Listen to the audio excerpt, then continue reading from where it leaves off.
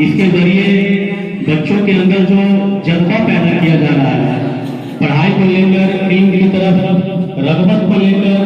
और आगे बढ़ने के लिए उनके अंदर जो मुकाबला करवाकर इन्होंने जो काम किया है, ये काबिल तारीफ है और बहुत ही अच्छा लगा मुझे। क्योंकि ऐसे मुकाबले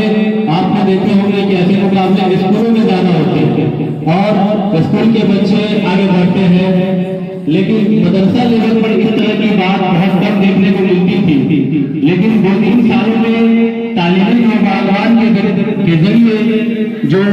एक मुहिम चलाई गई और उसमें जो एक सैटरडे का प्रोग्राम हो या संडे का प्रोग्राम उन्होंने किताबों के जरिए इसी मदरसे में ट्रेनिंग दे करके हर ब्लॉक में, हर डिस्ट्रिक्ट में उन्होंने ये मुहिम की शुरुआत की। उस मुहिम ने आज एक रेवोल्यूशन दे दिया है, क्रांति के तौर पर उभर रही है। और मुझे ऐसा लगता है कि अगर ये जारी और सारी रहा, इसी तरह चलता रहा, इसमें किसी तरह की कोई ऐसी बात नहीं हुई, तो इंशाअल्लाह आने वाले दिनों में इसी मदरसे के बच्चे हमारे IPS बनेंगे, IAS बनेंगे, DSP बनेंगे,